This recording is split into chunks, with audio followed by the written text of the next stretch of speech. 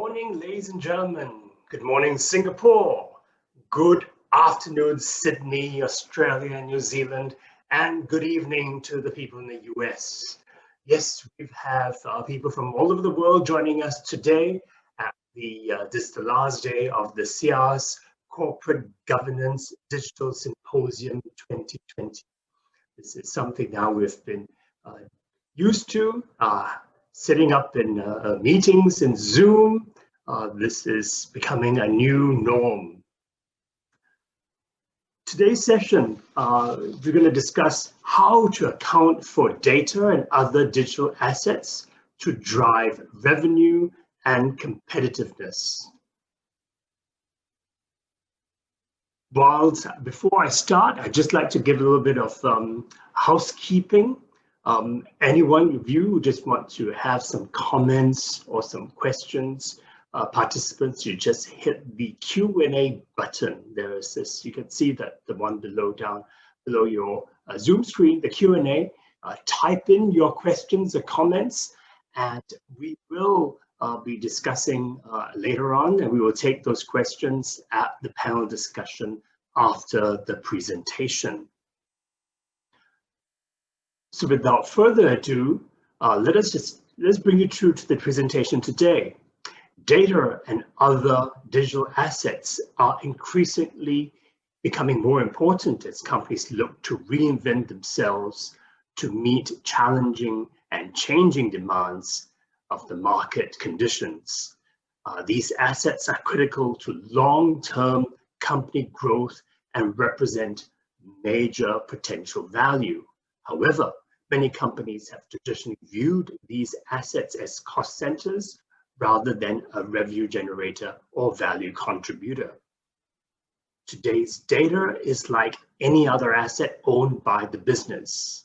If you want to be successful, if you want to successfully convert this into value, it requires a business case to be developed that carefully calculates not just the potential return, but also the costs and risks involved. To address these issues and these concerns, let us welcome our speaker, Mr. Tyler Capson, who is the Managing Director of Asia Average. Let me just introduce Tyler. Heads the company's Intangible Asset Valuations team, as well as heading up finance and operations. In 2017, Tyler was instrumental in developing an alliance with IPOS International, a subsidiary of the Intellectual Property Office of Singapore, which helped establish Average on-the-ground presence in the market here in Singapore. Now I'm going to welcome Tyler. Tyler is dialing in from the US. Could you welcome Tyler? Good morning or good evening. Thank you, Richard. Thank you. So appreciate that. Now, I really thank you for the opportunity to be able to present to this group. And, you know, the topic that we're going to talk about today, it really is, you know, something that I find very, you know, it's very important to me as a valuer. And I think as, you know, as we look at the data as we go into the 21st century, and as we go into, you know, businesses today, we need to be nimble. And everyone thinks that, you know, gold is the new, or, you know, data is the new gold. And so what we do is, what we're going to be talking about today is really around data. Okay. And so as we're going to talk about that, I want you to think about your businesses and think about, you know, what you're doing in your businesses and what are those assets that are really most valuable to you. So as I bring this up here, and we talk about these, appreciate everyone from joining for wherever you are. And all right, here we go.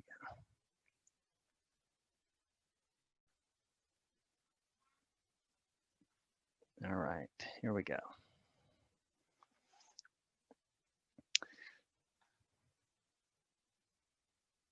Great. Okay. So as we go through, I want to talk about First of all, Everedge. If you have never met Everedge or heard of us, we are an intangible asset advisory firm, and we are based out of Singapore, and we have offices in Australia and New Zealand as well. When people ask me, say, what is an intangible asset specialist? I tell them, we do a few things. We help people to identify intangible assets with their businesses, okay, as first. Because once you identify something, then you can start to work with it. And secondly, we help them to identify and reduce the risk, because if you understand there's two sides of risk, if you can de-risk something, it can be more valuable, okay?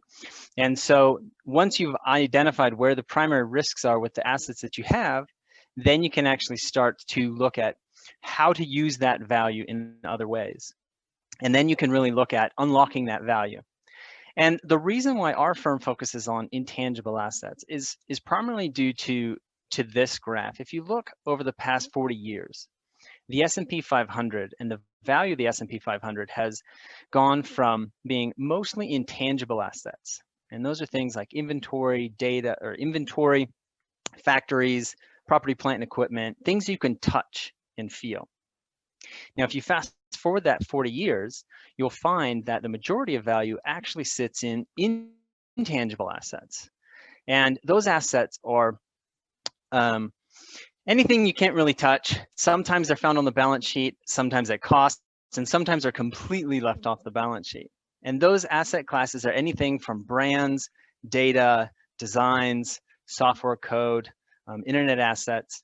And the way I like to think about these is it's not just the structure of the skeletal structure of a company that you need to have, the bones and the framework in place for everything to run smoothly.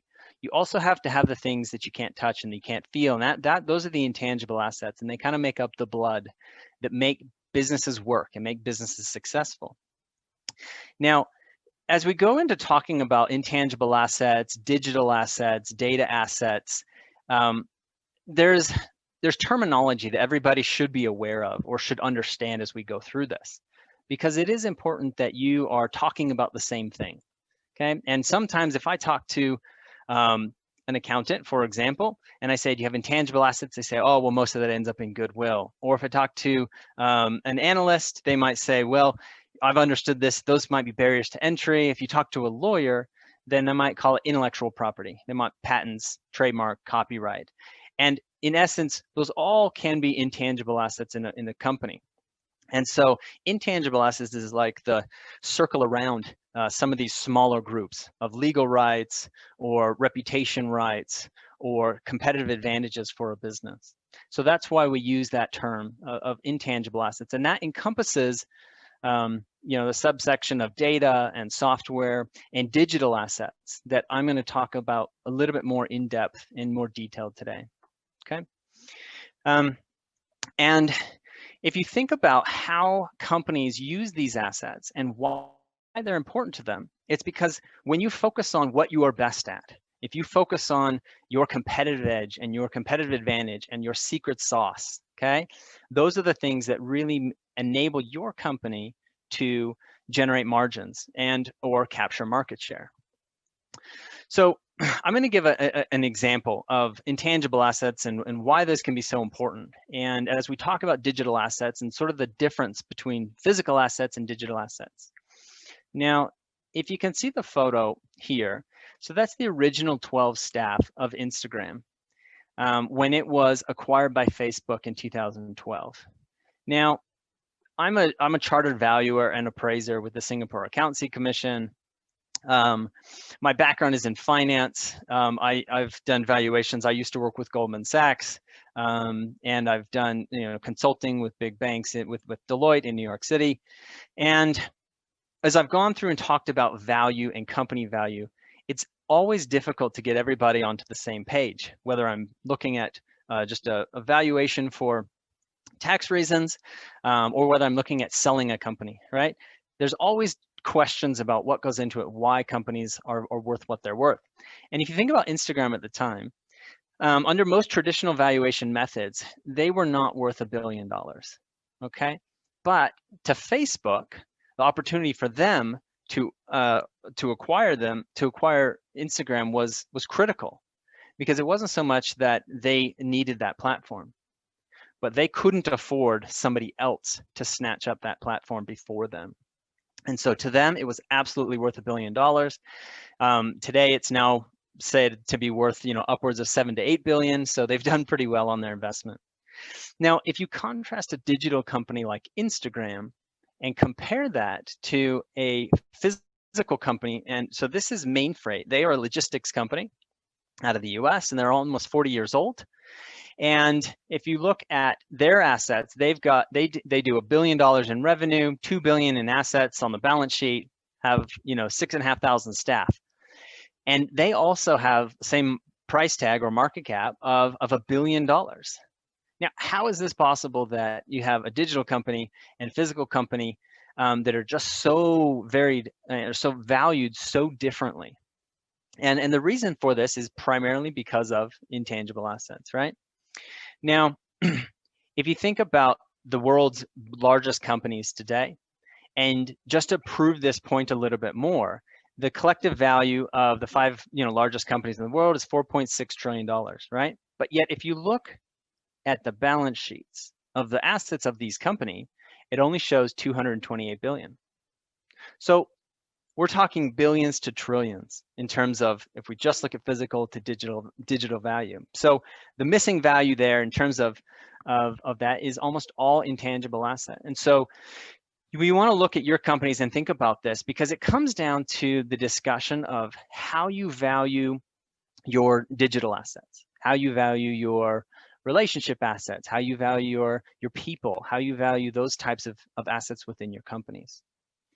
And it does come down to valuation, okay? And I'll talk a little bit about when companies and businesses are looking at valuation, and they go, okay, well, let's make sure everything is in line. Let's make sure our balance sheet's in order. And so let's track everything we can. Let's make sure it's all documented clearly. And what happens is they start to focus on things that they know and they can feel. So they start to track chairs and laptops, the plant and equipment, inventory, because they go, okay, well, let's make sure we get value for all of that. But what really happens is because of that significant gap between intangible and tangible value, a lot of that value is missed.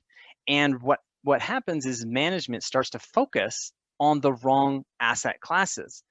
And if we talk about the actual mechanism for valuation, if you take a standard simple valuation, now this is going to be simplified for you valuation experts out there, but for those of you who don't understand this, typically valuations are done by looking at a few things. And those primary building blocks is fixed assets and cash. You look at those assets, and then you look at the cash flows that business will generate, okay? You do a time value for money on those cash flows, and then they come up with some type of a multiple, okay? It might be a revenue multiple for fast-growing technology companies, or an earnings multiple or an EBITDA multiple for more well-established companies. And that's your normal traditional valuation method, simplified down to its basics. Now, what happens when you introduce digital assets, when you introduce intangible assets into that equation, is you start to see that there is significant strategic value that can be extracted from those companies. And those intangibles and digital assets are what start to move the needle. And so you see, big unicorn prices, and Facebook willing to pay $1 billion for Instagram, when they had very little revenue. They were still pre-revenue company. And so by looking at the intangibles and applying the specific situation and those intangibles to that company, you can see how value starts to get created, and it starts to see this new category of strategic value. And so as we talk about this strategic value, we talk about assets today and digital assets, the thing that a common phrase that people start to hear is, well, I have a lot of data and therefore I have a lot of value. Or they say that data is the next gold, okay? And that would be true in some sense, because when you look at the largest companies, most of them are actually data players, okay? And so the interesting thing about that is data can be significantly overlooked even by valuers. Now, to give you an example of that, I want to do provide this case study of Caesar's Palace. Caesar's Palace back in just after the GFC, they filed bankruptcy. Okay, they were having problems, and they were partly owned by a PE fund, private equity fund, and a hedge fund. And the liquidators that took control of the assets, when they went to sell them, they ended up going through and they sold off the buildings, they sold off the land, they sold off the roulette tables, and they sold off the tacky carpets throughout all of the hotels and things like that. But what they didn't sell was 17 years of player data in the player card system that had over 45 million members in it. Now, what happened was when this got found out, the data was found out to be extremely valuable. And so it's actually still in litigation in terms of them missing such a big assets. But it's not surprising because of the way that the accounting rules today force a lot of value to be put through the P&L. So it gets expensed off. Okay, you hire someone to collect the data set, you put it down as wages and salaries, and then it goes through your P&L as an expense. Nowhere does that, whatever project they did, the collection of that data gets stored onto your balance sheet as valuable assets. Now, if you acquire it, that's a different story. But so this was a case where value was significantly overlooked. But if you look at what you have in your companies and you do it well, another case study I want to provide to you is Qantas Airlines. Now, they have one of the most successful frequent flyer programs of any airline. And back in the late 2000s, they were having some problems. It was a difficult time for airlines, probably not as difficult as now, I'm sure. But they were looking at how they can look at monetizing the successful areas of their business. And they looked at their frequent flyer program. And because of its reach and because of the expanse of the members that were on the platform, they saw, wow, we are really generating significant amount of value from this program. And they identified that they were making 4 times the margin on the data, on reselling and ads and relationships, than on their international travel. So they're making more money from their frequent flyer program than they were flying people around the world. Now, that's significant for an airline. And so what happened is they started to focus on that, they pushed on that, they leveraged those assets, they got more people, more vendors, more retailers, more advertisers as part of their frequent flyer program, and it ended up being a significant help in them returning to profitability. So as a valuer, people come to me a lot and they say, well, hey, how do I value my data? I have a lot of data. And so instead of talking about, the basics of how to value data, I'm actually going to start with how not to value data, because it's a little bit easier. And you may have either heard these statements or seen them before, but company comes and says, we have heaps of data, it must be worth something, so let's just monetize it. All right. Now, the second quote I hear often is, well, each piece of data has cost me $10 and I have 10 million pieces, so therefore we'll just multiply that and I have $100 million worth of data because that's how much it costs me. Or last, it says on the internet, based on certain sources that I found, that this type of data is $5 and I've got 10 million pieces of the data, so my data is worth 50 million. Now, obviously this is fairly rudimentary, and the reason I say that this is not the way to do it is because it leaves out a critical component. It leaves out the cost acquisition, and it leaves out the quality of the data itself. Just because you have the data, if it's not in a good shape, you can't use it, you can't license it, you can't sell it, and you cannot monetize it. All right. So I use this example, and this quote really puts it into view. Okay, data is just like crude oil. Okay, it's valuable, but if it's unrefined, it cannot really be used.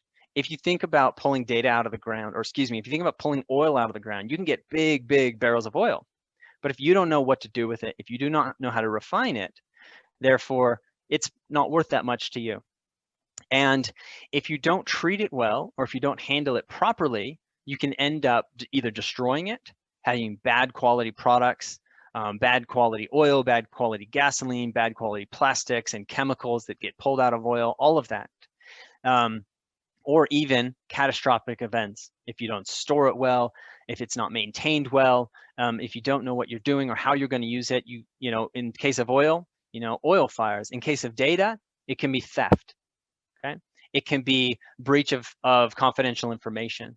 It could be leak of credit card information, or hospital or personal data information, or social security information, or retirement information, or payroll information. All of those are data sets. And if we don't manage them appropriately, we don't protect them appropriately, it can end up being a bigger risk than an asset. So what we do at Everedge, and the process that we work through to help people better understand data, is we help them to identify the particular use cases of the data. You know, you need to understand the potential economic return that that data has in that context. So if I have data around stoplights, okay, and traffic data, then for a city planner, great, that might be very, very valuable, all right? Or for a company that is building roads, yes, it could be very, very valuable. To a photographer that is, you know, an island photographer where there's no roads, they aren't going to care about that. So the economic return from that has to be in the right context. You have to identify the particular use case of your data. Just because you have it doesn't mean it's worth money. The second piece is you need to test your business models. You need to prepare, you know, how you're going to use that data, all right?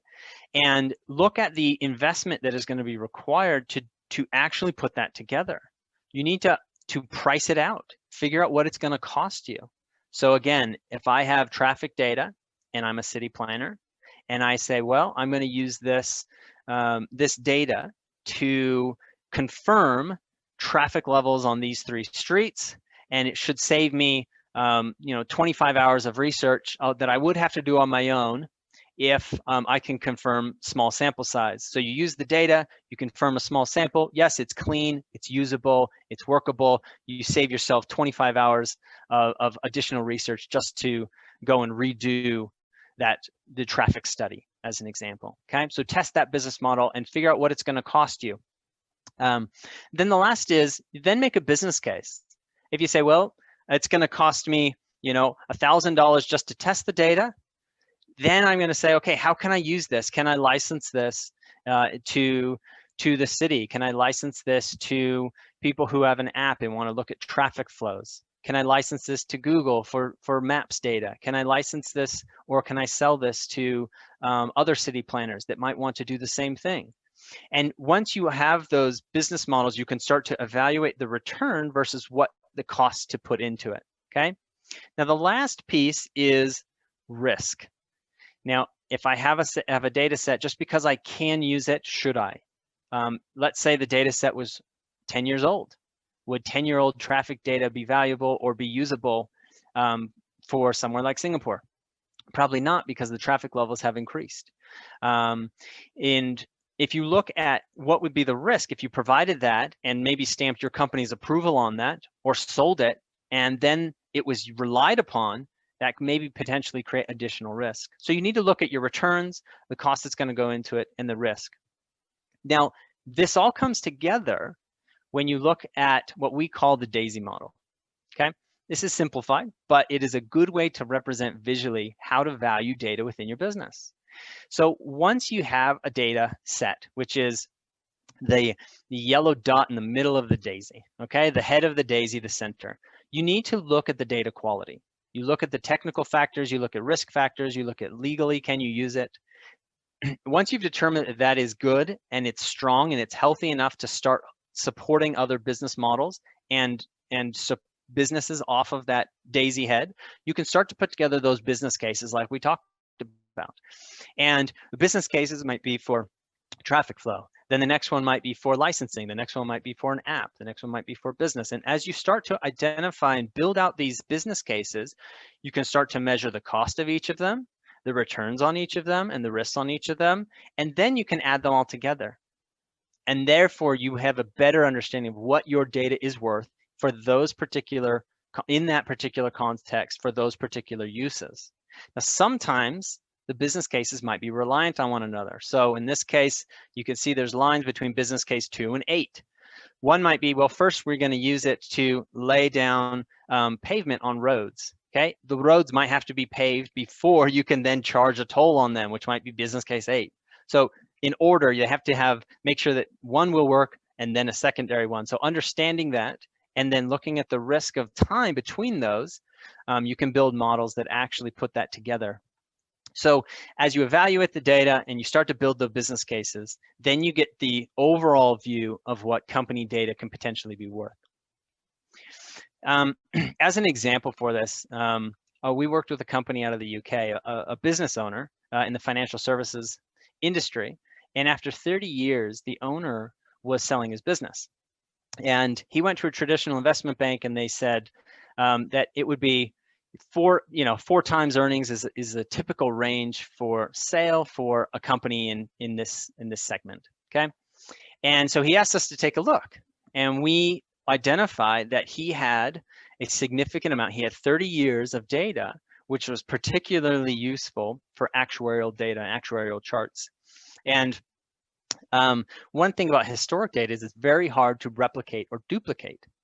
And so as he continued to, we continued to work with them, we put together a story, we highlighted the value of the data, and then we found that the value of the data would be more valuable to someone in the insurance business. So we ended up helping him to sell this business, and the outcome was that he ended up getting 32 times earnings for his company, which is significant uplift due to primarily identification of the intangibles, his digital assets, presenting them well, and then running a sale process. Now, another one which is highly overlooked, I think often, is partnerships and joint ventures. Now, this case study is about a travel company out of Australia, publicly listed on the ASX. They were doing a joint venture with a US firm. And they asked us to come be involved because they had proposed to do a 50-50 joint venture that was going to cost about $25 million, or excuse me, $50 million overall.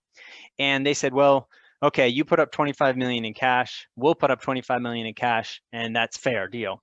So the company, the Australian company, came to us and said, look, we don't know that this is ultimately fair. They're going to use all of our data, our team, our developers, our software, that we've painstakingly built. We've figured out all the bugs. We're ready to go. We've got active prototypes, and we think it's actually worth a bit more. Can you help us to value our portion? So we actually identified each of those assets. We broke it down to the key people, the relationships, the data, the software, the key, and as we broke those out, we then put that report together and provided it to the American company, who read it. And, after agreeing that the intangible assets, and those were the specific assets that they needed and they wanted, which is the reason for the joint venture, they ended up saying, look, you cover your own operating costs locally, and we will cover the rest of the cash. So we ended up saving them a significant amount of cash through the deal, purely by articulating the value of their digital assets through the process.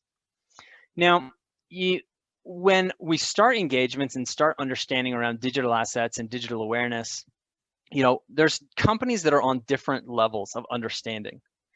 And as you look at this, I want you to think, where does my company sit in this? Okay, am I all the way down at denial, meaning like, we understand intangibles, we understand intellectual property, we understand data, and I don't really need any of this. This isn't for us, denial.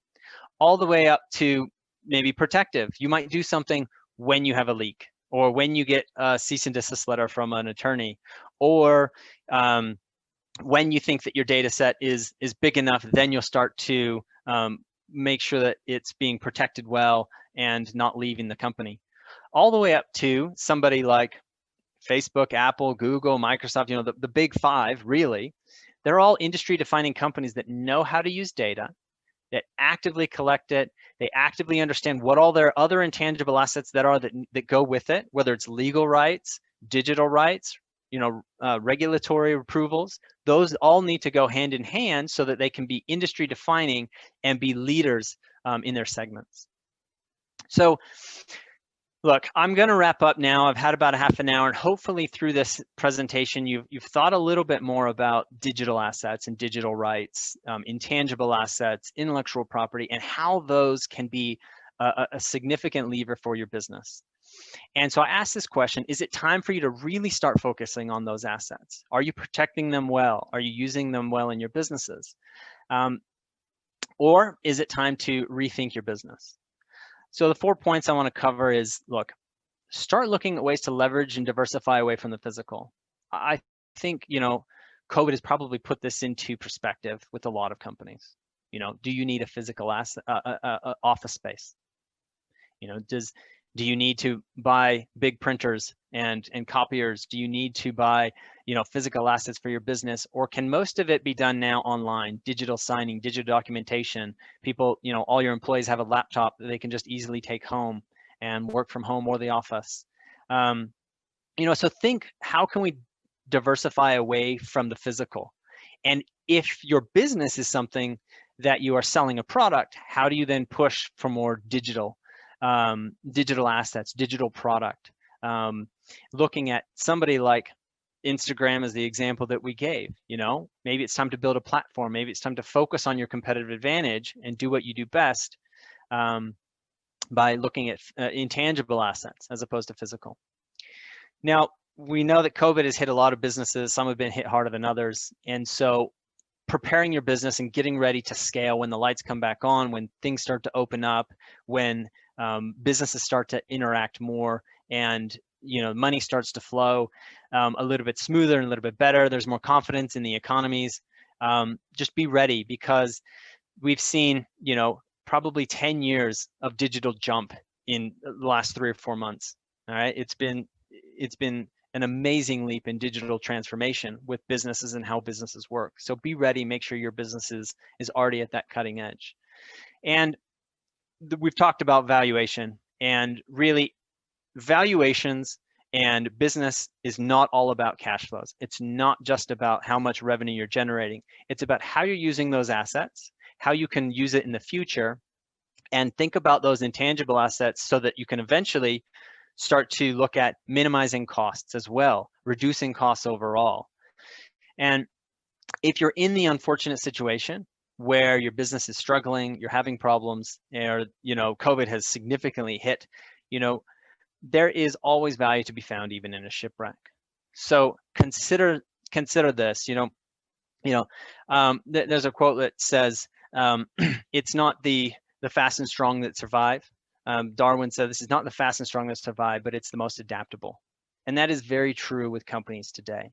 Companies that can quickly adapt, identify the importance of the digital age, using digital assets, using intangible assets as core pieces of their business, will be the companies that come out on top.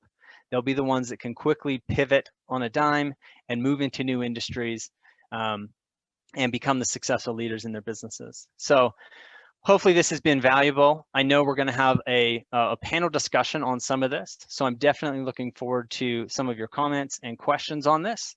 And so with that, thank you very much. I will pass the baton back to Richard. Thank you very much, Tyler, for this most insightful presentation. A lot of people are asking, even when we're doing this, how does this relate to our corporate governance week? And the way I look at it, one of the key things and some of the key insights that we have, is like we track companies in the corporate governance, and from our data, from what we've noticed, even is that companies that have better corporate governance outperform the index. For example, we tracked over a 4-year period of all the winners of our corporate governance week, our corporate governance awards. The winners outperform the STI index consistently over the 4-year period. So these are some of the. I mean, a lot of you are asking, why? So these are yet another, I believe, yet another lever of which how companies can build value for their shareholders? And just a Yeah, thought. Richard, very good topic or good question there. And because corporate governance is becoming so important in understanding that as boards and management of companies, as they start to look at what is the most important thing to be protecting in these companies that they are managing and they're guiding, they need to be aware that if 90% of their value is in the intangible assets, maybe the balance sheet isn't where they should be focusing on. And even it's also the flip side in terms of risk. So the shareholders and the board have a fiduciary responsibility to protect the assets of the firm. And if those assets, the strongest ones, are intangible or they're digital, then ensuring that their management teams are doing everything they can to accurately protect and manage those digital assets, making sure they're locked down and protected. Otherwise, they could be potentially liable for not protecting the assets of the firm. And so for boards and management teams, and as they look at how they govern these businesses, intangible assets should be top of mind, should definitely hit the risk registers of every board, saying, are we looking at this? Because it is a moving trend in the industry, as you can see. Are we ready for it? And are we properly protecting everything that we should be managing? I thought I'd just put that into context of why we were talking about this within the Corporate Governance Week as well. So let me, without further ado, bring in our panelists for this morning. We have with us, as part of the panel, Mr. Michael Deep, who is the advisor of the fund Elite Innovate Growth LP. He's also the CEO of DSC Corporation. Welcome, Michael. Thank you. We also we have Mr. Mohit Mehratra, who is the Monitor Deloitte Leader Asia Pacific from Deloitte Consulting. Welcome, Mohit. We also have with us, and I think many of ours are very familiar to see us, Mr. Terence Wong, who is the CEO and Executive Director of Azure Capital. Welcome, Terence. Thanks, Richard. Hi, everybody.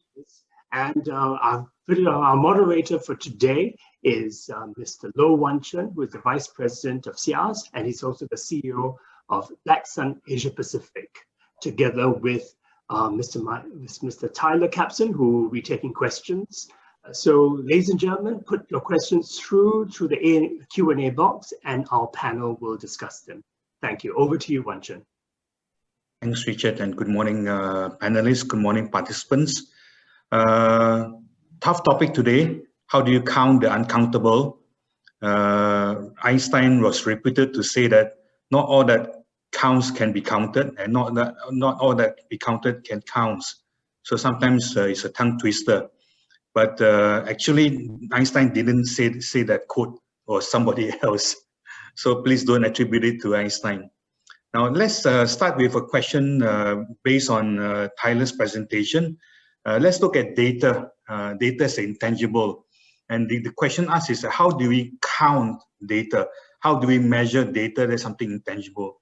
So maybe what we'll do is we'll start with Michael, then we go to Mohit and Terence, then we'll come back to Tyler again. Starting with the first question, how do you measure the unmeasurable, starting with data? Michael? Okay. I mean, that's a big question, and there's methodologies being developed today to do this. I think you can first look at the implicit value of data. And looking at very simplistically, following from what Tyler said, you can, for instance, look at if I gathered that data, ensured its quality, organized it, analyzed it, and then sold it to the market because it has value to somebody else, what value would that have? If you spin that around its head and say, okay, that value, that data has a great value to my business, what would be the cost if I had to replicate the data if this data was lost? Or what would be the impact, the financial impact on my business if that data was lost? So that's just look at in a very simple manner. But there's also, you need to look at, it might be not just as a parent. You can also look at what impact does that data have on processes or functions within the organization? That data might be enabling some specific functions that derive some value to the company. So there are methodologies. One of the easy ways or a very simplistic way of looking at valuing that data would be like this. All of us as business leaders have key business initiatives. We say we want to increase the bottom line by X, we want to increase the revenue by Y, we need to decrease costs, etc. So maybe by associating this and looking at how you'd achieve it, for instance, to achieve a particular business initiative, I may have to take certain decisions that will trigger certain functions. But to take those certain decisions to trigger the functions, I need certain data, right, to make an informed decision. So you can go to the top, right to the top line first and say, if I were to improve the value to the balance sheet or to the business, in whichever way you want to look at it, by X amount of dollars, I need to do this. Then you can cascade it down because you've already got a formula. Effectively, to impact that change, you're going to find the right data to support the right decisions, and the right decisions will then trigger the right functions that will deliver the value that you wanted. You can extrapolate a formula for that and start deriving a very rudimentary value to the data set that's below it. I mean, that's just looking at it in a very simple manner. But I think Michael, one thing how do you convince your accountant that that formula is something that he also needs to account for it? I think that comes later. Once you've defined that this value will only be achieved through, because lots of people look at the first layer. You know, I need to build an extra whatever it is to increase the capacity by Y, and that will give me extra revenue of X, and the profit will be Z, right? But to make that right decision, because I might be making the wrong investment decision in the first place, right? To make that right decision, I need the right data. And that data could be external or internal. And I think that will come, we'll be able to elaborate on that when you start talking about data-driven businesses. Examples of that, I'll have to use it. But I want to just to highlight one thing that's very important. When you look at trying to value data, you're looking at it as a currency almost, okay? But currencies have a one-to-one transactional relationship with an event. In other words, you go and have X amount of dollars, and you go and acquire an asset, or you pay for a service, or cost for a function within your company. And when you've spent that money, you have to go and generate additional cash, right, to buy another asset or pay for another service. But look at data now. Here's where data is very unique as a currency. It's not constrained by those transactional limitations, right? Data, in fact, has a kind of a network effect where you can deploy it and use it in multiple domains simultaneously. And you can use it again, right? It doesn't kind of expire as long as it's within its validity period, or the validity parameters still exist. So that's also important when you look at that. So yes, it's difficult, but there are methodologies to actually attribute value to data and hence be able to quantify it. But it requires a mindset change. And where does the accountant come in, Michael? Well, he comes exactly where we said, because in the beginning it's going to be hard, because I said you need not just the tools, but you need a mindset change from the C-suite all the way down. All right. When we've done it a couple of times and the market proves it right, like I think we've seen examples of what happened with was it not Facebook buying Instagram. Now we have examples, we have precedents where you can see that data actually has a real value that can be monetized and quantified. And so all those things will merge together. We have to do our bit by making sure that we understand the value to the data externally and what value it can have, internally, and what value it can have externally, right? We can start building mechanisms or building frameworks to measure the effectiveness of that data in delivering, as I said, like initiatives, like corporate initiatives, and then assigning this value. I think, is an evolution. It's a process. But if we don't do anything about it, we're going to lose out on it. So I agree entirely with Tyler. Thanks, Michael. Mohit, over to you. How do you measure data? And the second leading question is when does the accountant come in? Because somebody got to count the beans. I like metaphors, guys, and thank you for that brilliant presentation, Tyler. I think Tyler called data gold to start with. There was a lovely picture on data is oil. Thereafter, and then Michael attributed data to currency. I have a slightly different view on the value conversation, right? I personally believe we should think about data as the new solar. Why is that? Firstly, we need to shift our mindset away from scarcity to abundance. Secondly, we need to think about this as not as something that has got increasing cost of production, but actually diminishing cost of production. And in line with what Michael was saying, institutions tend to measure value depending on who they are. Do they believe in scalable efficiency models, which is, does data help me do things faster, better, cheaper? Then there's one way to measure value. Or the shift that you see in motion right now, which is scalable learning models, fundamentally looking at different stakeholders for that institution to say, with data, how am I expanding my ability to add greater value to my customers, i.e. helping them do the hard jobs they couldn't do with the existing products and services I've been playing out to them. Looking at solving the hard jobs for my business partners, looking at solving the hard jobs for the community, and of course the shareholders. Because what that leads to is creating a longer term economic value rather than a short term play with that mindset. And on the second point, Wanchan, accountants come in as they've always come in, right? Their roles doesn't change. It's fundamentally about the way you measure value for different stakeholders will be different. But more importantly, to what Michael was trying to call out, at the top of the house, it needs to be very clear, are we in the business of scalable efficiency business model, or are we going to be in a business of scalable learning business model? Because in those two constructs, the way you measure value would be very, very different. And how do you align the interests of the accountant with the business people? There seem to be always this misalignment that the accountants are conservative, they're risk adverse, and the valuers want to go for the higher valuation. Look, it starts with an institution's mindset, right? That at the end of the day, if the mindset is all about we exist to serve stakeholders, not just shareholders, then that mindset gets trickled down to different functions within the organization, right? So whether it's the finance functions or operations functions or client service functions and so on and so forth. And if we look at this construct to say, I'm doing this because it'll help my customers get greater value for me, and thereby the trust that they have in me will increase, and thereby it's a long-term win for me and my stakeholders.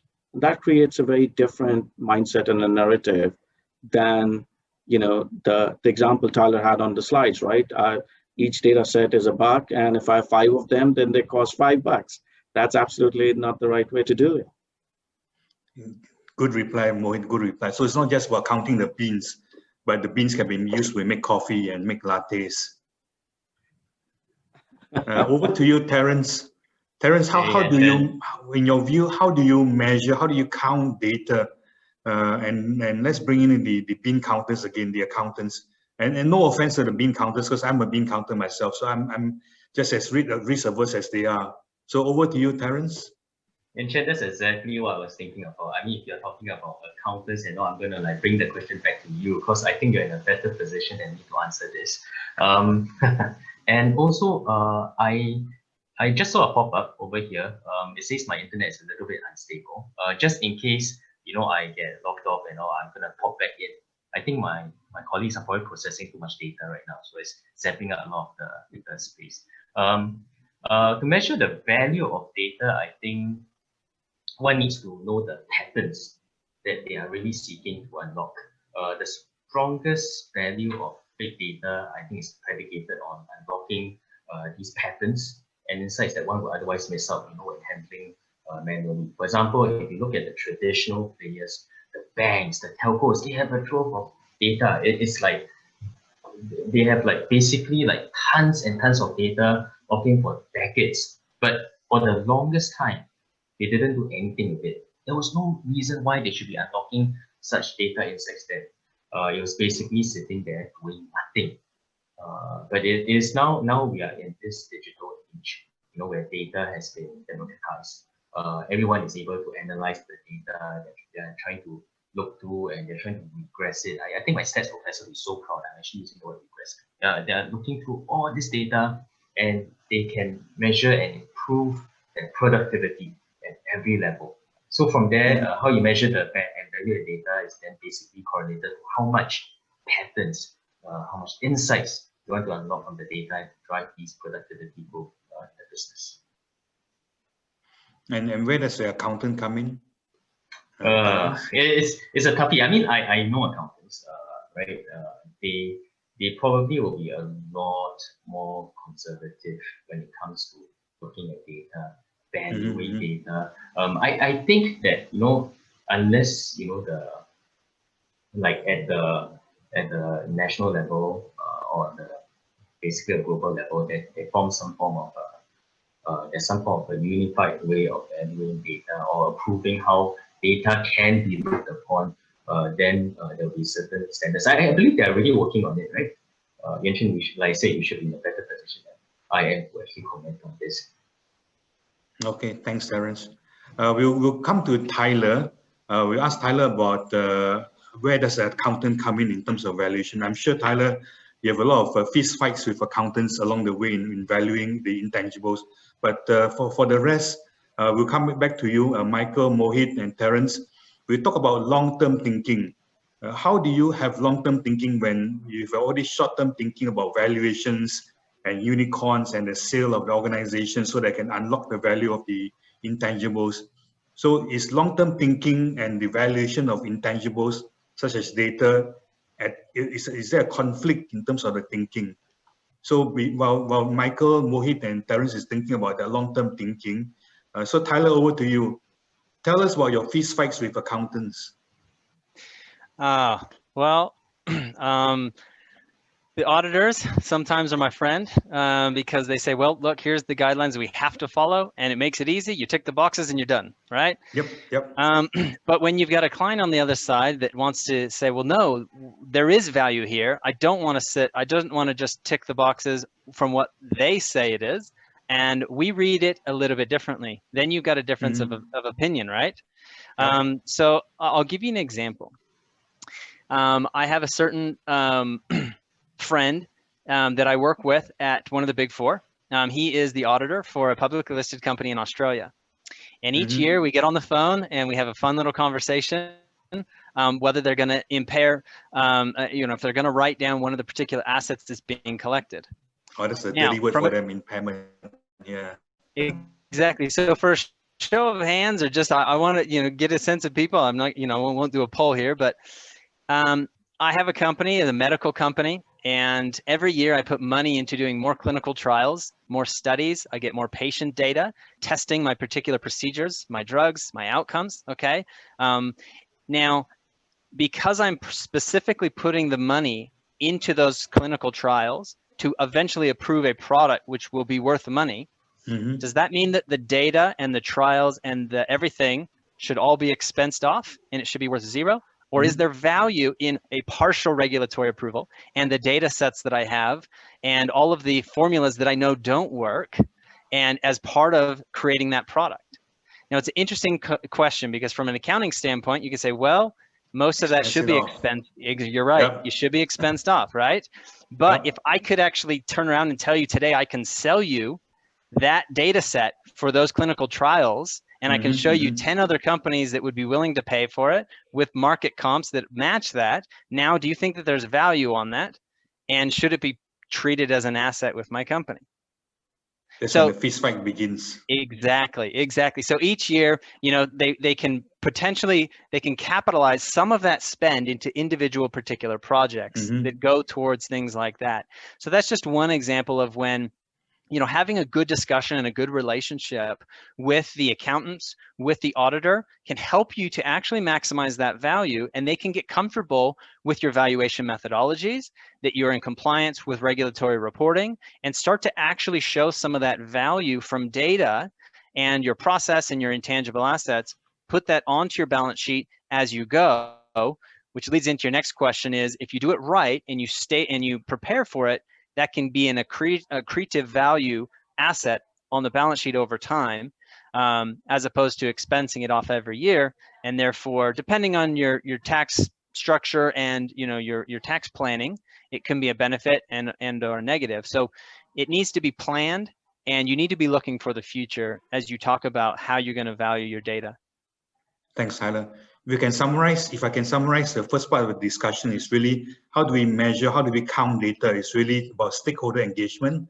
So don't look at it from a shareholder or from just investor, but look at it from a broader group. Talk to the auditors, talk to the accountants, talk to the consumers, talk to the patients, talk to everybody, so that you can, it's what you call it, the sum of the parts is greater than the whole, or is it the other way around?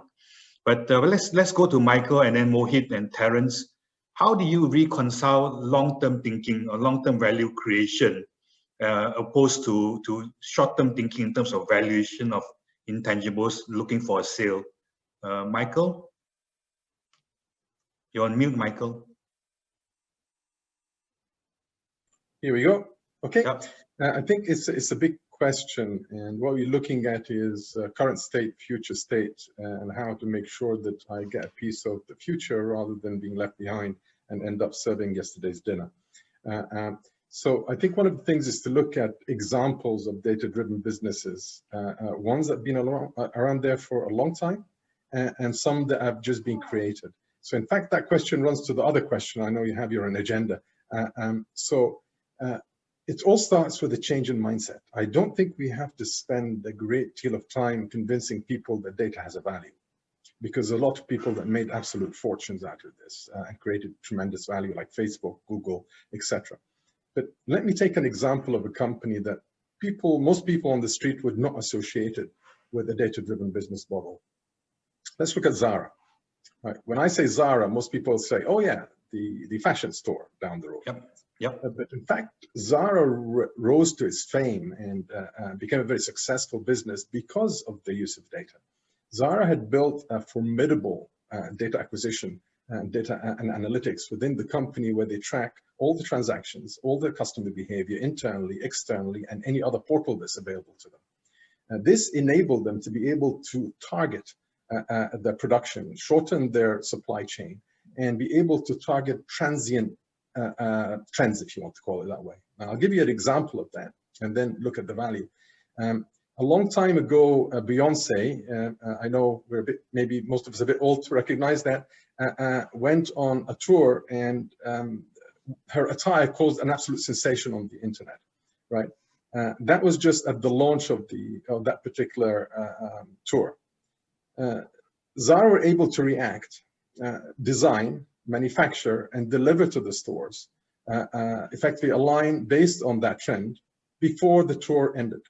They were able to capitalize immediately, right, on what would have been a transient trend that nobody else would have capitalized on. Now, look deeper at this, right? Effectively, by optimizing, by using the data, they were able to optimize their supply chain. They were able to reduce their cost. They were able to target their customers. They were able to increase the return, right? So it worked on everything. So can anybody turn around and say, what would have happened to Zara if they didn't do this? Well, you can. You can look at all the stores that are shutting down, right? Because they don't use data, right? So in fact, I go back to what Tyler said, comparables, using comparables intelligently, right, can also help ascribe or assign values to it. So going back to your initial question is long-term thinking, change the way you think. From the CEO, from the board all the way down, right? Because embedding a data-based decision-making framework requires a completely different mindset. It's not just about tools, investing money. It's not just about just churning data willy-nilly. I think you have to have an objective and realize it has real value. So that's a great response, Michael. Yeah. So it's about mindset. It's about a data-driven business model that drives a long-term thinking. Great, Michael. Mohit, how do you reconcile long-term value creation with the value of data? Yeah. So look, what is clear at this stage is the frequency and the impact of change in the world has just dialed up, right? If you look at the pace at which changes have been happening, the different sets of crises that the world has seen every decade, those have increased as decades have moved on when you look at that data over the last 100, 120 years or so. What does that mean, right? What that means is the fundamental taxonomy of what is considered long-term has changed as well.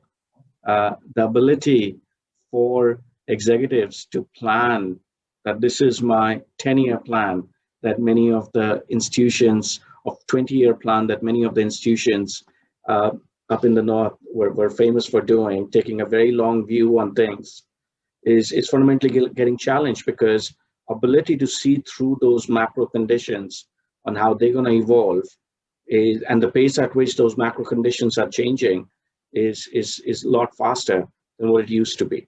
So the first point I'd like to make is the taxonomy of what is considered long-term is changing. As the first thing.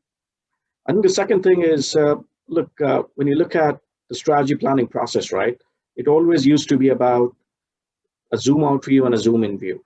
That how do I zoom out to look as far as I can, and then create multiple micro zoom ins to then say, what am I going to get done over the next 6 months, or the next 12 months, so that I'm on track with the zoom out view that I've always wanted to get on. I think that process now is 6 months. That's right. but I think the second point is the process of zoom out, zoom in, that doesn't change. Just that the taxonomy of how long can I zoom out to is changing. Now, if you take those 2 points into consideration, and you use the word unicorns, right? I mean, tech companies are always prominent for having a long view. What's their purpose? What are they trying to solve for? That doesn't change. But what they do is the series of actions that happen at a quick pace to ensure they can execute that change faster than arguably many incumbents would take to make that change. And that's very important for us to keep in mind, right? That while yes, we do want to create longer term economic value, we need to create sustainable stakeholder value rather than just shareholder value. And the stakeholder value comes on the back of the value we are creating, A, for customers, B, for business partners, C, for community, the broader ecosystem as a business that we interact with. And unless we play that game, it'll be very hard to generate meaningful, high impact economic value. That's good, Mohit. Once again, stakeholder engagement, widen your circle, look at time horizon in terms of the zoom in, zoom out, and that's how you balance long-term value creation with the, I guess, the short-term perspective of data value. Terence, over to you, and I'll give a heads up on Tyler. Tyler, in the US, the Securities Exchange Commission has mandated that for the 10K filing, they must report on human capital. So what I can see is that human capital becomes an important intangible. So I give you a few minutes to think about how you're going to respond to how do we measure human capital, because the moment we get the least cost to start reporting on human capital in the 10K filing, someone going to measure how much is loyalty worth, how much is culture worth. Yeah. So give a few minutes to think about that. We'll come to Terence. So Terence, how do you balance long-term thinking with quick buck, quick valuation of companies, go for a sale, go for a unicorn situation? Terence? Well, Yan Chen, you're very nice. You always give us a head start. A few minutes to think. Well, anyway, I guess you're looking at the long-term data right here. I think all data-driven businesses have invested in one of them. Need to understand that the value really is in the flow data as opposed to the stock data. I think just like the Zara example. Yeah, and I'm sure that there are tons of other examples like that. Tyler was saying that data on its own is not very important. There's not the contest in itself is in a stock concept means nothing. It is only a snapshot of where the business is today or in the past.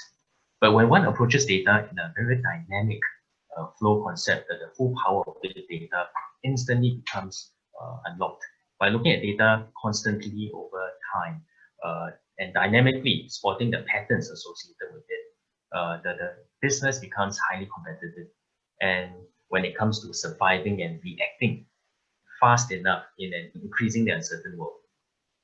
And because the data constantly reviews the change long before the business numbers are reflected, when the auditors come in, by the time it may already be too late. So but the data itself is constantly flowing. It is very, very dynamic, you can tell. And the long-term thinking needed for data-driven business is to constantly collect the data over time, patiently waiting for the pattern insights to reveal something that is relevant for driving the business, and use them decisively as a predictor of change. This will be a huge, huge competitive advantage to the business that is able to utilize all these data over the long term. And this will be, I believe, one of the key economic modes of the 21st century for businesses. And I think we are already seeing it take place. I like that, Terence. I like the term data flow. I've never heard of it before, but it gives a very good perspective as to how to value data. So data can't be static in terms of valuation. And with data flow, you can see the long-term value that is being created. So data flow, stakeholder engagement, think big. Don't just think of data in itself. And Michael gave a very good example of Zara. I thought that was an excellent example as to how data is being used, how we engage with stakeholders, and data flow. Good instructions, panel. So over to you, Tyler. Let's pivot now to human capital. How do you measure loyalty? If you're going to do a valuation, do a sale, do an acquisition, loyalty, culture, values, purpose, all this soft feeling stuff. Tyler, over to you. Well, if you ask the right person, if you ask the wrong person, you may get two different answers. And the reason for that is because traditionally, when you say, well, how much is your workforce worth? It's also has the name of assembled workforce, right? Or assembled. Mm-hmm. And typically, when you run like a purchase price allocation process, when one company acquires another company or acquires assets, that particularly assembled workforce in some jurisdictions can be attributed at some multiple of hiring to cost, of what would assume to be what it would take for a recruiter to hire those roles. Other jurisdictions don't allow you to actually attribute that as an intangible asset on your balance sheet as part of that acquisition, and all of that value ends up in goodwill. And therefore, most of the time that means that a future acquirer is not likely to pay for goodwill, or it kind of just disappears. Okay, so being able to articulate it and value it, it depends on the regulatory approval that you're trying to work under, and to how much you can break that down into other assets. And if you can attribute revenues, cash flows, if it's a specific cash generating unit in your firm, then you have a better chance of attributing value to it. I'll give you one example. I did a financial analysis, and we're putting together a strategy for a firm that was a banana plantation in the Philippines. And we started doing interviews with each of the staff members. And one of the responses that we got for the first person was, what is it about this company that you like the best, and what do you think is the competitive advantage? They said, oh, it's like family. I love working here. The culture is great. And we said, okay, that's nice. And then we had the next interview, and it was the same response. We had the next interview, the same response. The next interview, what we identified was they had put so much energy and effort into building a company culture that had actually driven lower recruitment costs, longer retainment for current staff, which meant lower training costs, which directly— Can you measure that? Exactly, you can. Because you can say the industry average and the other plantations, you have data, you have average turnover of employee was 6 months. Well, and theirs, it was longer than 2 years. So if you can say, there's a science absolutely. to it. you start to collect the data points that are available around human capital, around loyalty, around culture, around that assembled workforce. You start to put numbers against that. Once you have the solid numbers and you can prove quantitatively based on benchmarks in the industry, you can start to put a value on the human capital in your firm. And also that is more an attribution to the company culture that they had created and cultivated over the years, in that it was better at retaining retaining staff, lower training costs, and even willing to work for less money over the long run. Okay, so that's a direct impact on payroll costs.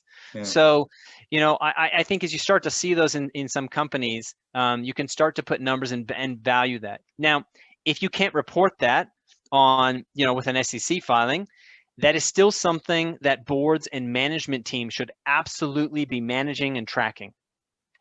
We'll come to Michael in a little while to ask him how do you measure. Terence? I totally agree with Tyler, but I have this live example that indicates that some loyalty may be a double-edged sword. Because I'm involved in looking at this digital media company that's a team of 50 plus people regionally. And the boss, the founder, was very, very proud to say that he was telling us that, you know, there's hardly any turnover. Over the last 5 years, the force have remained relatively stable. So from the founder's point of view, this is great, right? Because this allows them to, there's continuity there, and then the earnings are very, very stable. But from the seller's point of view, and of course, I think they are just trying to press down the price. Of course, they will say that, hey, it is so stable, means the force is not dynamic enough. Then it's not disrupting itself. People are just too comfortable, and therefore, I think that versus its competitors, we should apply a discount.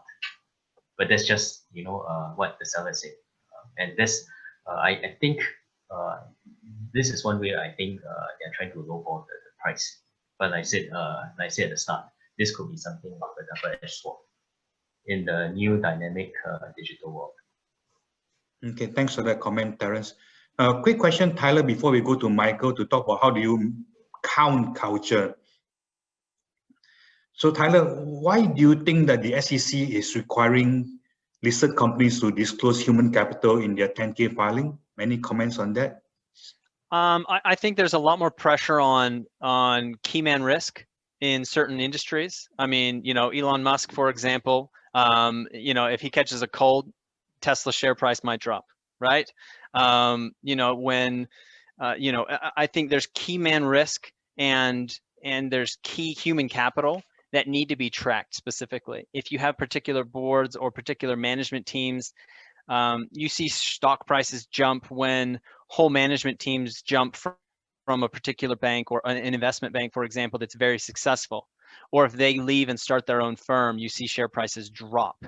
So identifying those and making sure that the shareholders understand that there is liability and risk that's tied up into individual people, especially when those people in your firms, if there are employee stock option plans that heavily benefit a few subgroup, and if that group has a little bit more leverage and leeway than maybe a preference shareholder or standard shareholders, that needs to be that needs to be documented for shareholders to understand and know.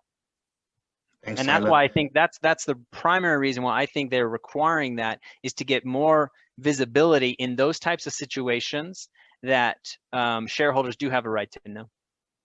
So shareholder education, and we'll come to Mohit after we hear from Michael on how do you measure culture. So Mohit, I'm going to ask you, how do we educate not just shareholders but stakeholders on human capital? If it's so important, do people realize that it's really important, or it's just a fluffy thing? So while Mohit has been thinking about that, so Michael, over to you. How do you count culture? How do I value culture, human capital? I have a radically different view on this. I'll start by acknowledging what Tyler said. There are some statutory requirements that require us to track those, so I'll set those aside. There are some key individuals, movers and shakers, that one has to pay attention to. to the business. However, the general trend, if you're looking at efficiency, is in fact to rely less and less on humans.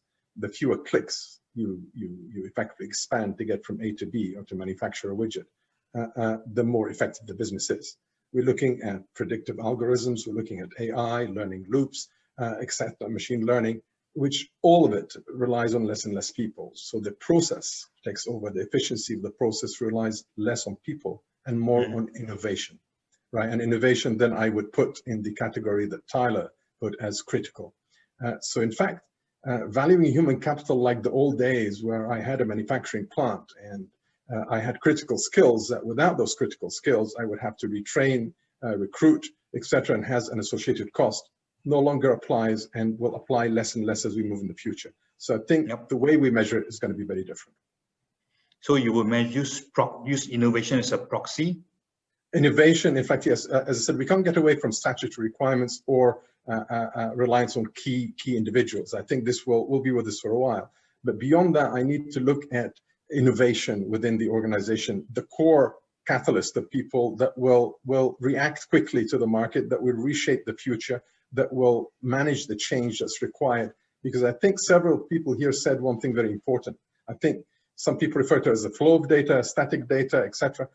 The transition from point to point, from current state to future state is so short nowadays that you need always to be looking at tomorrow and what you're going to be doing tomorrow. Long-term 10-year, 15-year plans don't work anymore.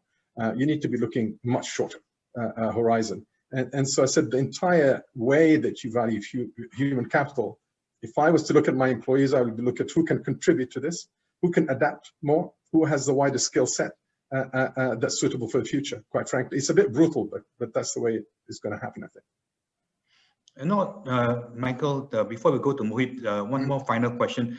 A lot of companies put innovation as their core values. Yes. But, you know, a lot of them are nothing but just values on the wall. They don't practice it.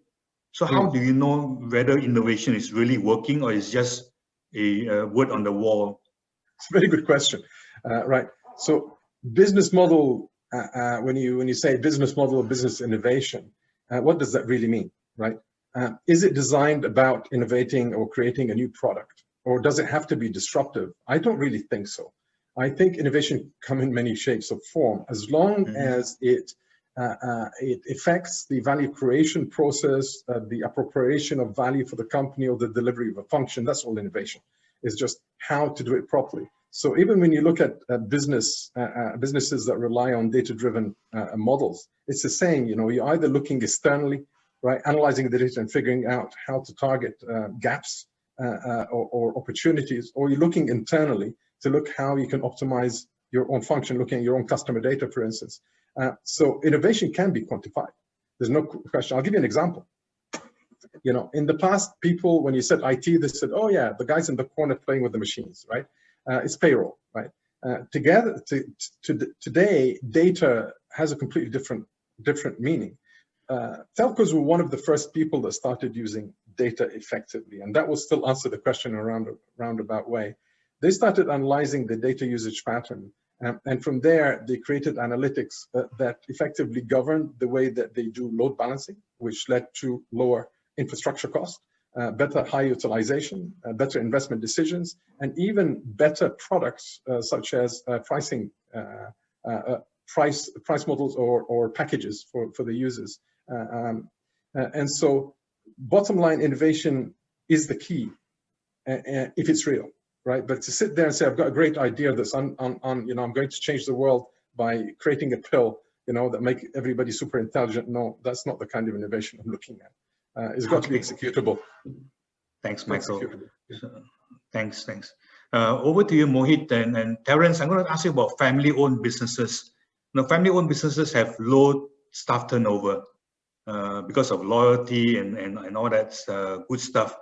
But also that they could also be people who are not competent, but management don't want to fire them because family business, they're loyal. So how do you value those kind of family businesses where you have hidden challenges in there in terms of human capital? Over to you, Mohit. How do you educate stakeholders in terms of human capital so that overall the valuation through the eyes of human capital rises up? So what is clear is often when goods and services are bought or sold in a digital world versus physical world, people often associate the digital world to be relatively lower value, high volume, and the physical world tends to be relatively higher value, lower volume, right? And when you put that into context, what is important is a nice human-machine collaboration to ensure that we are able to deliver greater value to the various stakeholders we have, which includes employees, which includes customers, community, and so on and so forth. Mm-hmm. So when you keep that as a context, Wanchan, and reflect on what you asked here, it's critical that at the end of the day, going back to Michael's example of a telco, yes, that's a great example of companies trying to do scalable efficiency. That I'm going to use data to target better, to segment better, to price better. But fundamentally, a lot of that comes down to doing it faster, better, cheaper. Vis-a-vis the alternate, which I briefly mentioned earlier, around thinking about the world of scalable learning or scalable learning business models that allow you to fundamentally make those micro moves, leverage the flow of data rather than stocks of data to deliver greater value to your stakeholders. And I think that's where your employees as one of the key stakeholders plays a valuable role, because they are essentially representing you in the way you are organizing those constructs, the way you're delivering goods and services to your customers, the way you are dealing with your business partners, and that entire ecosystem is essentially run through a beautiful human-machine collaboration. And I think that's where the importance of humans, that's where the importance of talent comes in, very much so, as you shift from a scalable efficiency business model to a scalable learning business model to derive greater value to all your stakeholders. And do you think, Mohit, are companies measuring, tracking these kind of items properly in order to value human capital? So like how employees engage with customers, that's human capital in action. But do companies measure that engagement? I think there are different ways companies in different industries are reflecting. If we go back a few decades, the concept of net promoter scores was often advocated as a means to say, am I generating good value to my customers, and will customers refer me to someone else? But I think in the new world, it's going to be very important to fundamentally rethink those measures and how we're going to truly value the service of and the inherent value that employees in the business create for it. And naturally, the answer will be different in asset-intensive industries versus process-intensive industries, goods sectors versus services sectors, right? What is clear is the tech world has shown the importance of founders as the lighthouses, and that lighter anecdotal analogy that Tyler mentioned on Mr. Musk is a little illustration of the point here. But I think the bigger point here is that flow needs to cascade down, right? It's not just about an iconic CEO. It's also about iconic employees and making them feel that they are a real stakeholder rather than a transition value over a period of time as a payroll line item. I like that phrase, Mohit, the iconic employee. That's really powerful. And that leads to greater valuation in human capital. Thanks, Mohit. Over to you, Terence. Family-owned businesses, I'm sure you look at investing in some of them. Stable, low turnover, steady business, but yet hidden challenges inside, perhaps, because people don't want to fire non-performing employees because of loyalty. How do you measure human capital from that point of view, Terence? Well, that's right. I actually, in the Singapore context, there are many family-owned businesses. I think to actually say that we want to broad brush it and say that the corporate governance is lacking and therefore we give a lower PE. I think that's really broad brushing. There are many companies that are great when it comes to corporate governance, despite them being family owned. Of course, every now and then you have these exceptions rather than rules. I have this investor that came to me, he owns like 12% of this fire extinguishing company. He was saying that the family, he's not part of the family. He was saying that the family who owns about 30%, there's some form of a minority of repression because he's not being, he wanted to go on the board, but they refused to let him go on the board, and they lined it with all their friendly parties. These, like I said, I believe is the exception rather than the rule.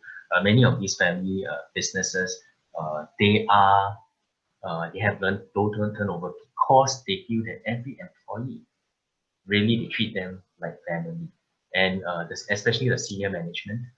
These guys are the ones that really fought for them during the very, very challenging startup days.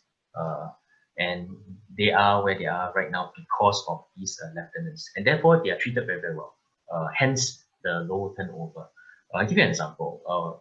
My partner, which is Super Coffee, they actually sold out the business back in 2016.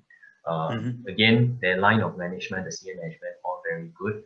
But the second generation, I thought the second generation that came in to take over the founder is David Teo, the second generation, Darren as well as Elaine, his kids, they basically corporatized. Many of these founding families, they run it as entrepreneurs. And when they list the companies, they treat it as if it's still their own. But when the second gen comes in, they basically corporatize everything. They clean it up, make it very, very, they basically make it very focused. Many of these family-owned businesses, you realize that they still have a semblance of like property businesses, and they are essentially perhaps manufacturing, but they go into property because many of these older generations they learn from, right? But then when the second gen comes in, they start to clean up everything, corporatize it, and they build up the brand. The brand has been fantastic. It's the #1 in Southeast Asia in many of the geographies. We're talking about Singapore, Malaysia, Thailand, and Myanmar. So when they sold it, they actually sold it at a huge premium. We're talking about 30 times PE. Because if they were to just be listed over here, in Singapore, unfortunately, we do not appreciate and respect the brand when it comes to valuations. So they managed to package it together in a very nice format. They institutionalize the practice, and even despite low turnover and all, treat the employees very, very well. And eventually got taken over by JDE, which is a Dutch company back in 2016. And I like to say, when it comes to brand and family-owned businesses, there are quite a few of these guys that were coincidentally acquired or privatized in 2016, other than Super Coffee, the likes of Yuan Sang and Osim. All of them are very, very well run. So low turnover doesn't mean It doesn't. Low valuation. No, it doesn't. But the example I indicated to you earlier on, that's for a startup. And I said, I believe that some of these guys are out there to just to lowball it. Of course, the example was because they feel that it's not disruptive enough. But in many of these more traditional family-run businesses, in manufacturing, in consumer apparels and all, you don't need to be extremely disruptive. In fact, the more stable it is, the better it is for business. And you can see that many of them, they have built up, like I said, the second generation or the senior management that is able to build a brand around it. I know it's rare in this part of the world, but they managed to be branded companies here, and they command better margins, right? So many a times you say, do brands give you better valuations? In Singapore, it is not so direct. It is because you are a branded company, you do have many intangibles, right? And therefore, the mind share is very, very high, and thus you can command better margins. Better margins equals higher profits, better earnings growth, and therefore you can be accorded a higher premium in terms of valuations. So it all boils down to really the economics of it. And if I can summarize, the value of the organization of family-owned businesses depend on the values that they practice. Absolutely. Thanks, Terence. Tyler, coming back to you, in the Singapore Code of Corporate Governance, it explicitly says that the remuneration of the people in the organization must be linked to value creation. So this is encoded in the Code of Corporate Governance. So it's not law, but it's heavily encouraged that you should pay your employees based on the value that they create. Can I have your comment on that? Well, yeah, I think that's probably there. It's kind of two ways to look at that, whether that's a guidance to say you should pay for performance over just pay for a standard org chart or hierarchy or time at the firm. That's probably good guidance because you want to retain good talent. And it's sage advice for companies that want to make sure that they maximize returns, and by keeping the best talent and or paying maybe above market rates to the people that they need to retain, or the ones that are the most significant. They could be strategic placement, they could have good networks and relationships, they could be have that key man risk associated with them. You can't afford to have them leave. Those are all things that need to be balanced when you look at what you pay your employees.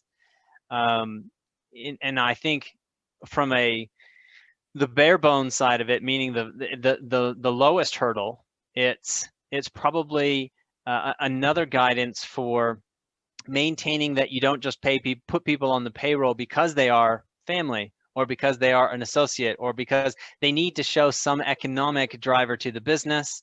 They need to be shown to have some type of return on asset, return on investment for bringing them in as an employee or as part of the firm.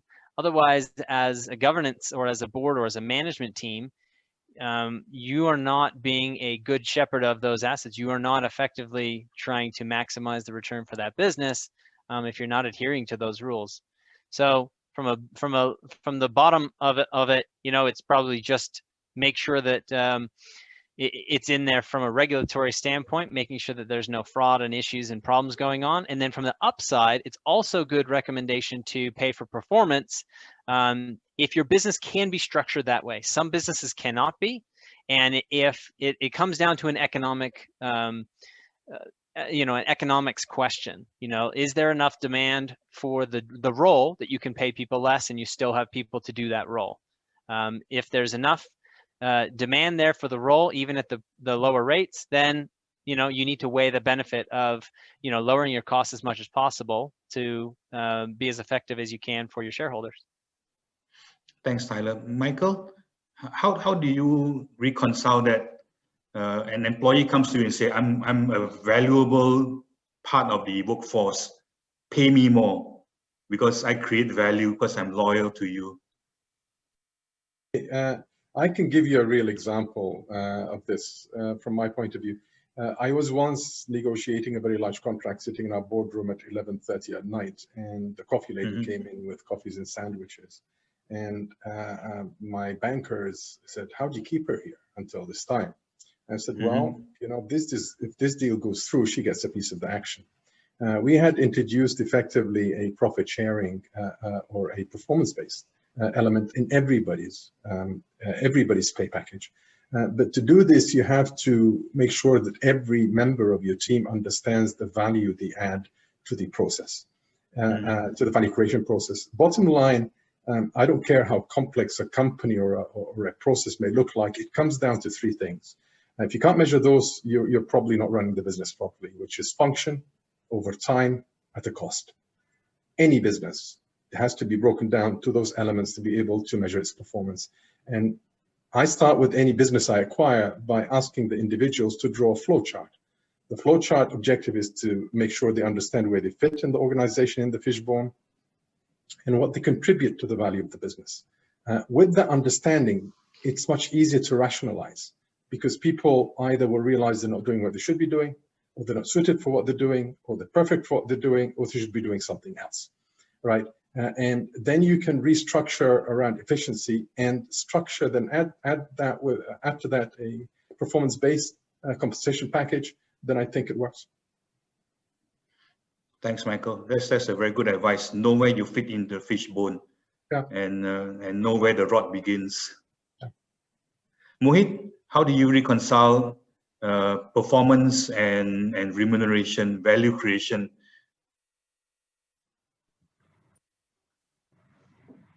It's fundamentally a function of free markets, right? If a talent feels that their value the right way, You're breaking up a little bit, Mohit. Sorry, can you hear me clearly? Yes. I was just saying, Vanchan, this is more a function of free markets, right? That if a talent feels they are valued in the right way, they continue to work and operate in that environment. If the talent feels they are not valued in the right way, they explore other environments that makes most sense for them at that particular stage. So you're a believer in a free market. So the value is measured by how they decide. That's right, because everything has got a value, right? The employer has a perceived value of an employee. The employee has a perceived value of himself or herself. And depending on if the value narrative is aligned, short-term, medium-term, long-term, people stick to the environments. If the value narratives are misaligned, then people explore alternate environments. Okay, thanks, Mohit. There's so panel. There's a couple of open questions in the Q&A panel, and I'll leave it to the panel to answer the open questions. The first open question is on new companies. New companies which have perceived as no value because they're brand new. How do they overcome this perception that they have no value? How do you create value out of no value, or perception of no value? Response from the floor? I'll start with that. And I think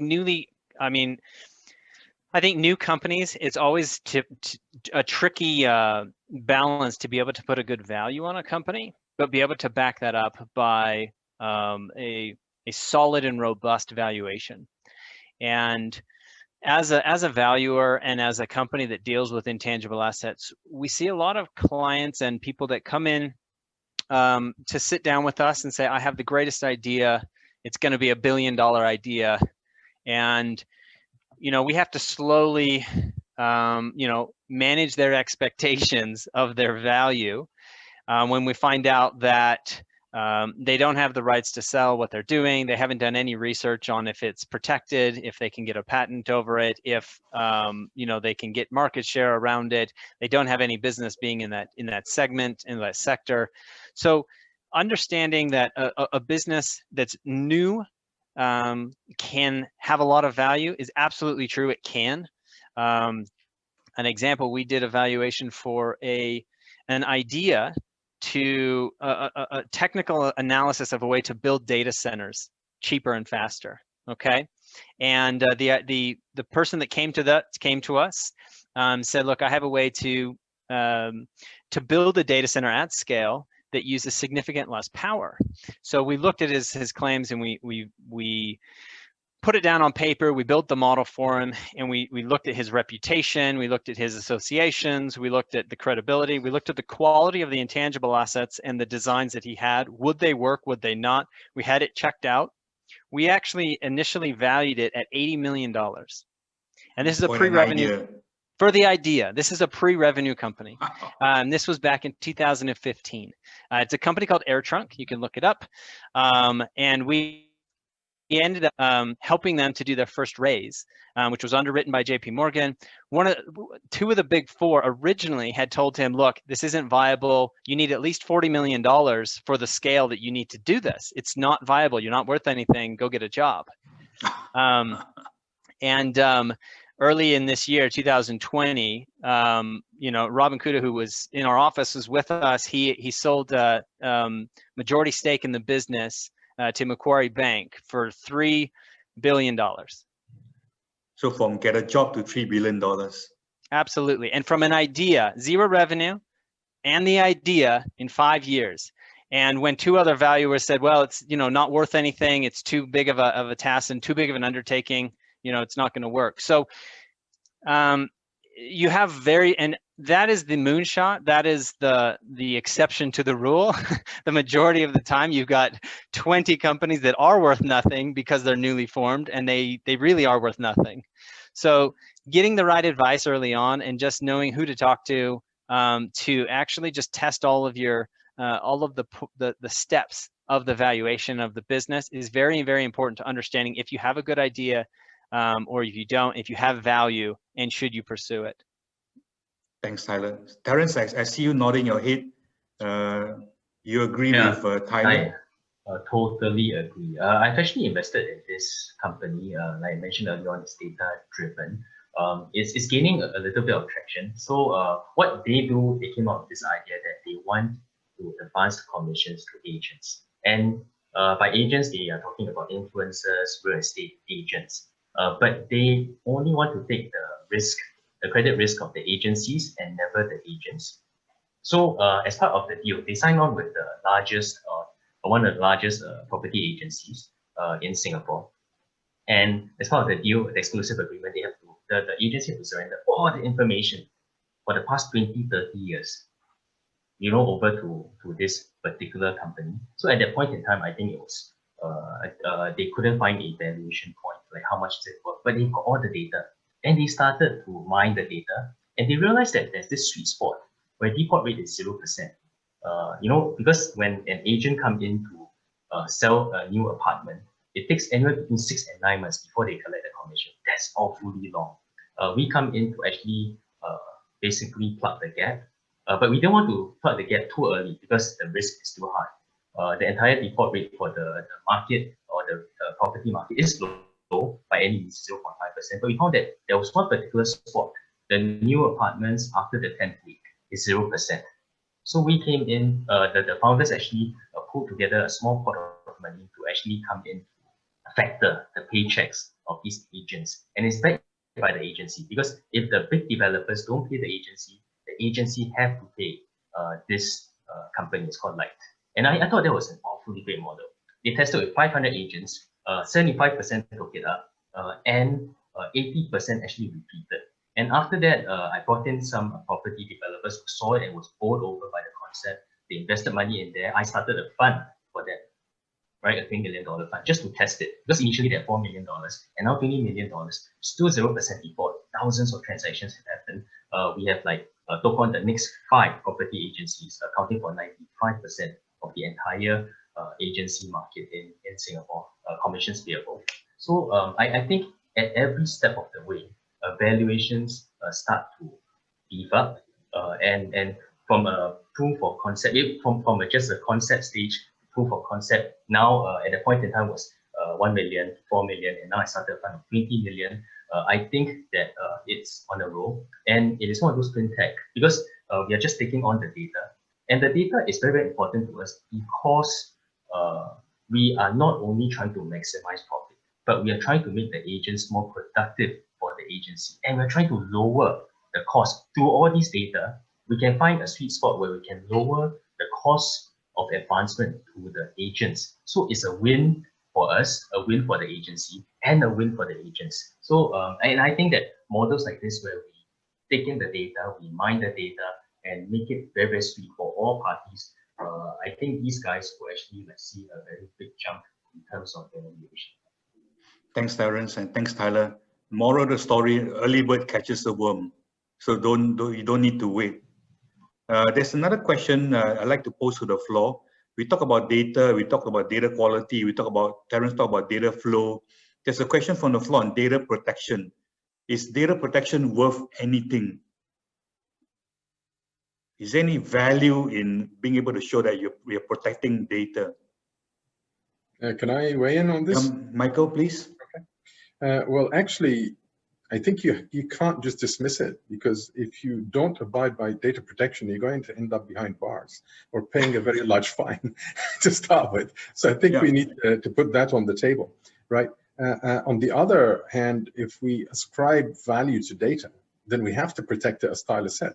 We have to value, then we have to protect it, make sure that the framework is there to make sure that we're using it properly, protecting it from being lost, etc. So I think that's elementary from my point of view. Good response. It is elementary. I would add one other comment around, the protection of data. And I think when it comes down to identifying value and risk, the more that you can de-risk any transaction, you inherently potentially increase its value. Okay. If investors see it and they say that they see that you've taken good care of it, you've protected it, they come in and look at your company and say, yep, they've got good processes, they got procedures. We show that how they're protecting it. They've locked things down. They have a policy in place. They may even have an insurance policy, around potential data leaks, or a cyber policy for particular events. Those are just good signs of good, clean operations, right? Those are signs of a good business operator. And so can that increase value? It will increase value when you go through due diligence, when they are comparing your company or versus another company to acquire, for example. They may have a lot more less reluctance to take a company that has done the management the right way. They've protected the data. They've been very upfront and clean and open and transparent in how they've protected and managed their business. So I think overall, absolutely, it's worth it. And the more that you can show that you are valuing it internally, it also raises a flag for your own staff that it is something of value.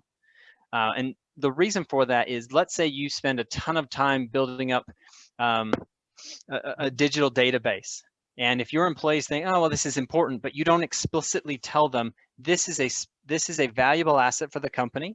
This is not to be shared. This is not to be emailed out. This is not to be talked about at conferences. This is not, it puts that flag out so that your team then registers that this asset is valuable. I can't use it. I can't take it. And I need to protect it. And so by doing that, you can put what I call like a white picket fence around your assets. Now, a white picket fence around a property, will stop stray dogs coming across your property. It might keep kids from running and keep vandals out. And if someone really, really wants to be malicious and get in and steal your data, they'll probably find a way in. But the majority of the ways that companies lose value is through their own employees, either not knowing, through vendors, through third parties. And you just need to make sure that you put that up in place anytime you deal with someone who you're interacting with in terms of a transaction, a deal, or even just customer lists and supply lists. Those are assets that if you take care and guard them and protect them, those can be data that everyone else in your firm will start to protect when you've started that trend. So thanks Tyler. Well, gentlemen, we have about 10 minutes left to the session.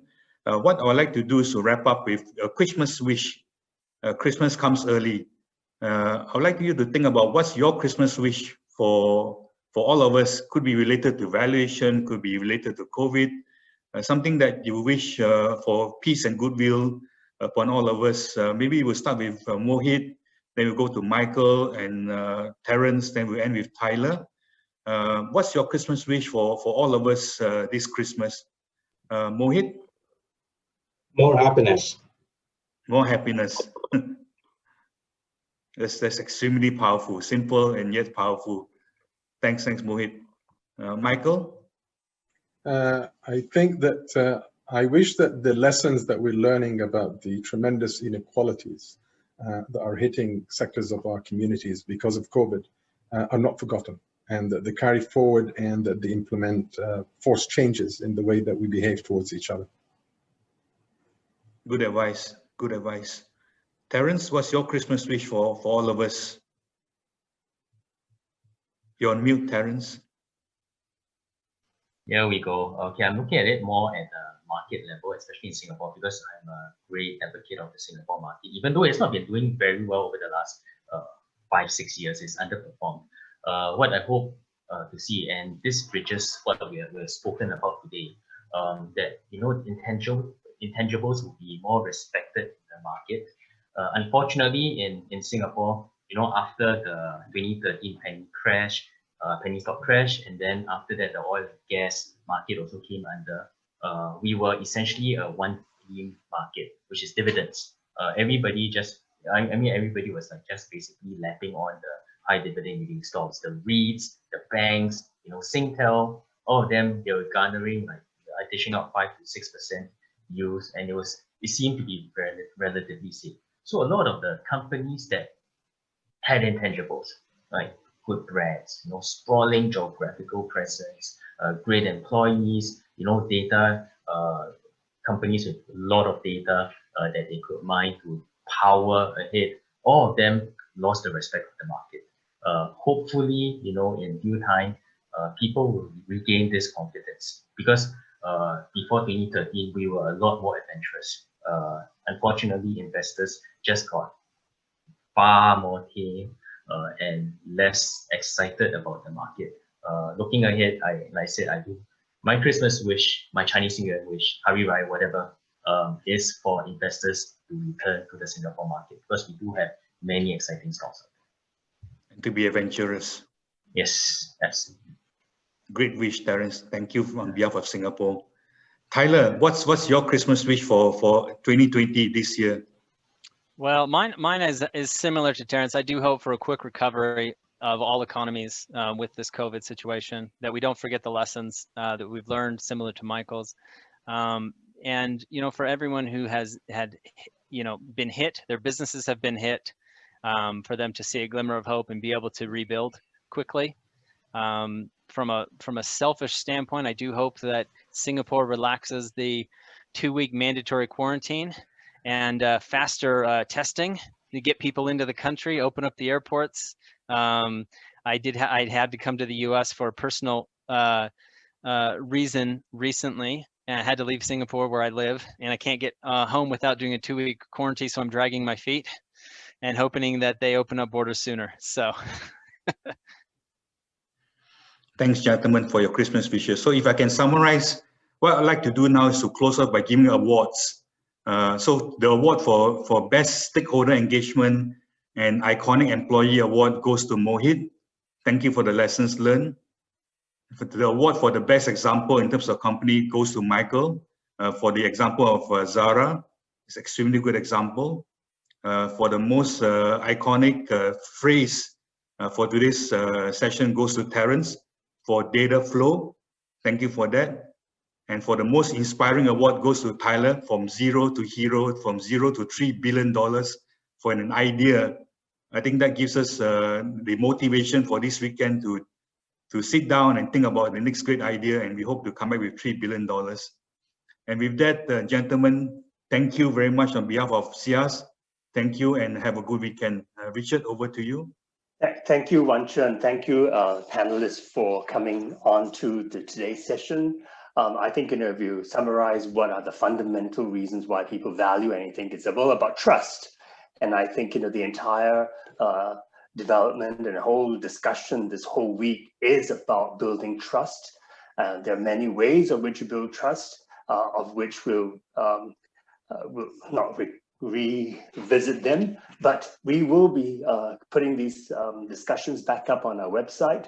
And with that, have a good weekend. Thank you, everyone.